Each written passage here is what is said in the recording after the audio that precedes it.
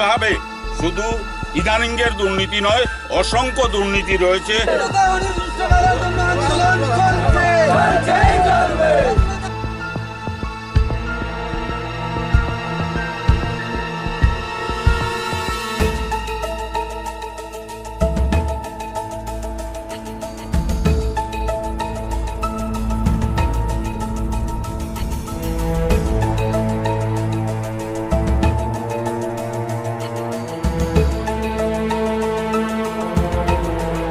দর্শক বন্ধু, আপনারা দেখলেন সাধারণ মানুষ সরব দুর্নীতি নিয়ে, শেষে পঞ্চায়েত অফিসে ঝুলিয়ে দিল তালা।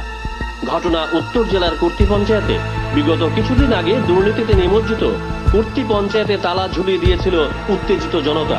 উত্তর জেলার কুর্তি কদমতলা বিধানসভা এখন দুর্নীতির আতুর ঘর হয়ে উঠেছে। এই আসনে শাসক দল বিজেপির অবস্থা খুব নড়বড়ে, বলছেন বিজেপির কর্মী সমর্থকরা। বিজেপির লোকজনের প্রশ্ন, কুর্তি কদমতলা বিধানসভা যখন দুর্নীতিতে নিমজ্জিত, তখন টিঙ্কু রায় কোথায়? টিঙ্কু রায় রাজ্য বিজেপির সাধারণ সম্পাদক। লোকে বলে তিনি নাকি দাপুটে নেতা, তিনি আবার ত্রিপুরা শিল্প নিগমের চেয়ারম্যানও বটে। তবে আদালত দুর্নীতির কারণে দাপুটে নেতা টিঙ্কু রায়ের চেম্বারে তালা ঝুলিয়ে দিয়েছে। ত্রিপুরার শিল্পের ইতিহাসে বেনজির ঘটনা।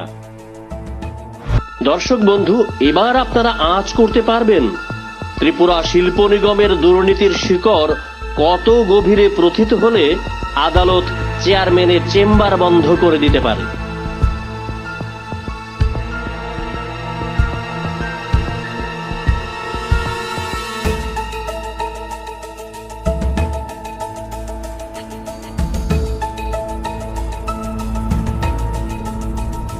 2018 বিধানসভা নির্বাচনে টিঙ্কু রায় উত্তর জেলার কুর্তি কদমতলা কেন্দ্র থেকে বিজেপির টিকিটে প্রতিদ্বন্দ্বিতা করেছিলেন।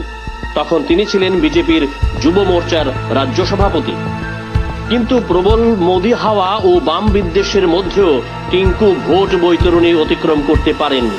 সিপিআইএম প্রার্থী ইসলাম উদ্দিনের কাছে হেরে ভোট হয়েছিলেন। তৎকালীন সময়ে কেন্দ্রীয় বিজেপির তাবর নেতারা কদমতলায় গিয়েও টিঙ্কুকে উদ্ধার করতে পারেননি। সাধারণ মানুষের বক্তব্য, নির্বাচনে পরাজিত হলেও কুর্তি কদমতলার প্রতি টিঙ্কু রায়ের নৈতিক দায়িত্ব থাকা উচিত ছিল। কেননা তৎকালীন সময়ে পরিবর্তনকামী মানুষ ভোট দিয়েছিল টিঙ্কু রায়কে। কিন্তু এখন নাকি টিঙ্কু কুর্তিতে পা মারাননি। স্বাভাবিকভাবেই অভিভাবকহীন এখন দুর্নীতির আখড়া হয়ে উঠছে। শুনুন দুর্নীতি নিয়ে কি বলছেন কুর্তির মানুষ। লক্ষ্য করেছি বিগত দিন এই রাজ্যের অনেকগুলি গ্রাম পঞ্চায়েত রয়েছে, যে সমস্ত গ্রাম পঞ্চায়েত এলাকায় একেবারে কম হলেও 4 থেকে 5, কোনো গ্রাম পঞ্চায়েত এলাকায় 10 থেকে 12, 14টা রাস্তা কাজ হয়েছে। অথচ আমাদের এই রাস্তায় এখন পর্যন্ত একটা রাস্তার কাজও হয়নি। এমনকি গ্রামাঞ্চলে যে সমস্ত রাস্তাগুলি ছিল সেই রাস্তাগুলিতে রিপেয়ারিং পর্যন্ত করা হয়নি। এবং আমাদের গ্রাম পঞ্চায়েতে আমরা লক্ষ্য করেছি, আমরা ছোট সময়ে শুনতাম আসামে দুর্নীতি হতো। এখানে এমন দুর্নীতি শুরু হয়েছে, প্রতিটা ক্ষেত্রে প্রতিজন বেনিফিশিয়ারির কাছ থেকে প্রতিটা গড় বাবদ 5,000 টাকা থেকে 20,000 টাকা পর্যন্ত প্রায় 20 জন বেনিফিশিয়ারির নামের তালিকা আমার কাছে রয়েছে, তারা টাকা আত্মসাৎ করেছেন। কুর্তিতে সীমাহীন দুর্নীতি চললেও নেতা টিঙ্কু রায়ের দেখা নেই। বকলমে তিনি দুর্নীতিকে উৎসাহিত করে চলছেন। আর করবেনই না কেন? বিজেপির কর্মীদের অভিযোগ, টিঙ্কু রায় নিজেই দুর্নীতির মাস্টার মাইন্ড।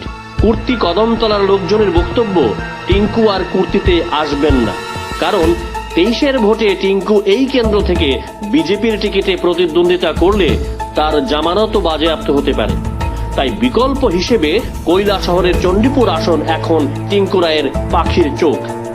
তিনি চেষ্টা করছেন ধর্মনগর কেন্দ্র থেকে দাঁড়াতে, কিন্তু সেখানে বিশ্ববন্ধুর রৌদ্ররোষে খাক হয়ে যাবেন টিঙ্কু।